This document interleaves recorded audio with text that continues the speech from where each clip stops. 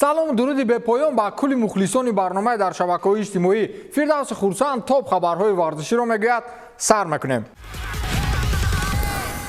Карьераи футболии Луис Суарес ниҳоятан дар Аврупо хотима ёфт. Мухлисони Ливерпул, Барселона ва Атлетико исми ин футболбози нотакрорро барои таърих дар хотираашон нигоҳ медоранд. Ӯ ба дастаи национали Уругвай баргашт. Ӯ соли 2006 аз ин даста ба Гронинген интиқол ёфт ва ҳамин тавр роҳи бузургеро дар роҳи таърихи футбол тай намуд. Дар Уругвай Луисро воқеан хеле мунтазиранд. Охирин бозие ки дастаи национал барпо кард, ин муқобили Серито буд ки бо ҳисоби 5-0 ғалаба ба даст овард. Бар замми он ки Суарес дар ин бозӣ иштирок надошт, вале мухлисон дар майдон ба сифати пешвоз ба қавле тӯй барпо карданд. Беш аз 15 000 мухлис бар рӯи худ ниқобҳои акси Суарес доштаро пӯшиданд ва фарёдзанон ба дастгирии Суарес бархостанд. 15 000 ниқоб дар майдон ин анқариб 50% минбари мухлисонро ташкил медиҳад. ҳатто муҳофизатгари дастаи национал Кристиан Алмейда голи задаашро бо ниқоби Суарес пешвоз гирифт. чизи дигаре ки ба хотири баргашти Суарес мухлисон ба намоиш гузоштанд,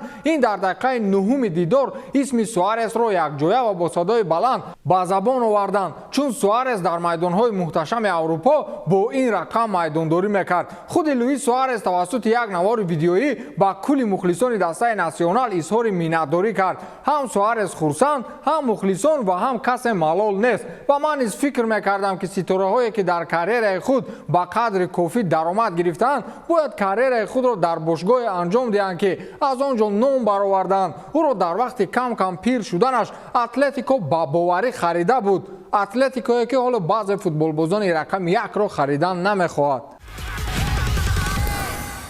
навбати хайрбод бо марк Андре Тер Штеген расид. бе муҳобо ин дарвозабон таи 10 солаи охир яке аз беҳтарин дарвозабонҳои футболи муосир ба ҳисоб мерафт. акнун дастаи каталонӣ ин дарвозабонро ҳам туне балки фавран ба фурӯш гузошт. ба иттилои пойгоҳи хабарии Кадена Сер, дастаи Барселона тасмим гирифтааст ки Тер Штегенро ба фурӯш гузорад то барои харидории футболбозони нав шароит ба миён биёяд. қаблан хабарҳо пайдо шуд ки барои харидории бозингарони нав Барселона Френки де Йонгро ба фурӯш гузоштааст, вале ҳолландӣ ин пешниҳодро қабул надорад, чун мехоҳад бо чӣ қимате ки набошад дар дастаи Барса боқӣ бимонад. Каталониё аз ин футболбоз қарздоранд ва ба нозу нози ӯ тоб меоранд, вале аз Тер Штеген қарздор нестанд. аз ин рӯ ба иттилои манбаъ Барселона фурӯши дарвозабонро нақшаи Б ё ҳамон ба истилоҳи маъруфи русӣ план Б монданд. дар сурати номуваффақ шудан ба фурӯши футболбоз Френки де Йонг, онҳо тайёранд то олмониро ба фурӯш гузоранд. ман ба дастаи Барселона ҳайронам.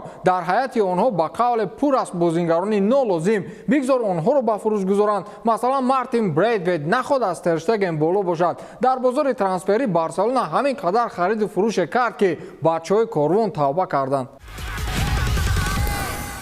дар Челси ба футболбози марокашӣ Ҳаким Зиеш дигар бовар надоранд. лондониҳо ӯро ба фурӯш гузоштанд ва аллакай гуфтугузор дар мавриди гузариши Зиеш ба дастаи Милан ҳалли худро ёфтааст. имрӯз расонаҳои хабарӣ шартҳои гузариши футболбозро ба дастаи серияи А муайян намуданд. қаблан хабарҳо пайдо шуд ки дастаи Челси барои футболбози мазкур 84 миллион фунт талаб намуд ки ба хариди он дастаи Милан ба қавле остин барзад. ба иттилои пойгоҳи хабарии Daily Mail, дастаи Милан омода аст ки Ҳаким Зиешро бо маблағи 84 миллион фунт харидорӣ намояд ва худи футболбоз ҳам хоҳиши ба дастаи итолиёвӣ гузаштанро дорад. фақат ин ҷо як шарт аст ки Ҳаким Зиеш бояд ба он розӣ шавад. дастаи Милан шарт гузоштааст ки миқдори маоши футболбоз дар Милан андаке коҳиш ёбад. ҳоли ҳозир футболбоз дар дастаи Челси 5 миллион фунт стерлинг дар як мавсим мегирад ва дастаи итолиёвӣ ҳарчанд миқдори дақиқи коҳиш ёфтани маоши ӯро нагуфт, вале яке аз шартҳои шартномаи мазкур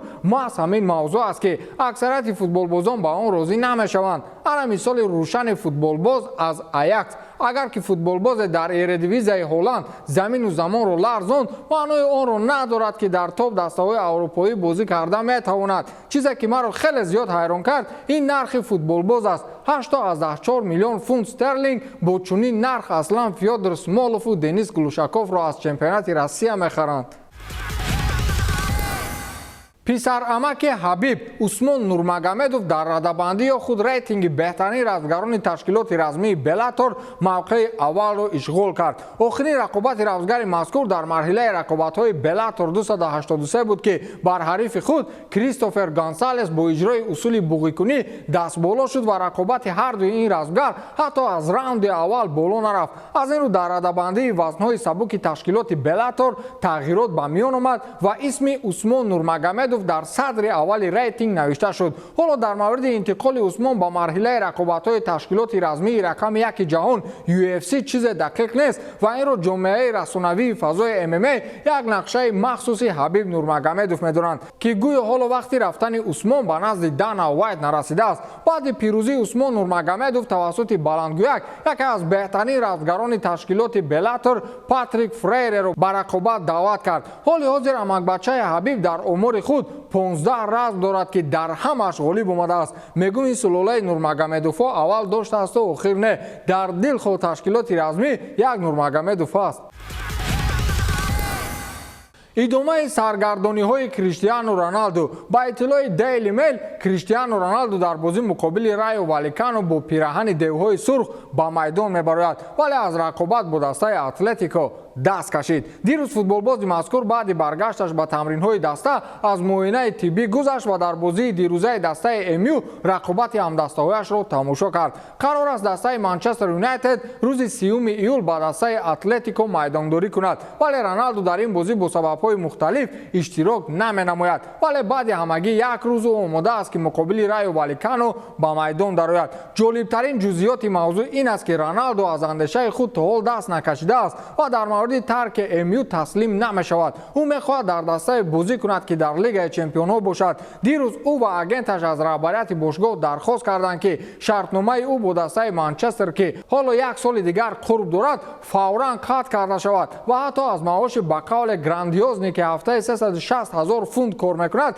دست کشیدنی است. معلوم است که او می‌خواهد در لیگ چمپیون‌ها اشتراک نماید ولی دسته امیو علاقه به او جواب رد دادند و گفتند که آنها به هیچ وجه پرتغالی را نمی‌فروشند. فوتبالباز 37 ساله حالا یگان مرتبه در مسابقه لیگ اروپا بازی نکرده است و نمی‌خواهد که این واقعه در همین وقت و زمان آغاز یابد. او احساس می‌کند که حالا برای یک مرتبه دیگر غالب آمدن در لیگ چمپیون‌ها شانس دارد و موسم آینده برای نقشه‌های او را عملی نمودن موافق نیست چون سطح دسته امیو حالا برای اشتراک در این مسابقه کافی نیست. اما در این موضوع همان مشکلی کهنه حالا هم وجود دارد. یگان دسته دنیا خریدار کریستیانو رونالدو نیست حتی ماهر یاوان.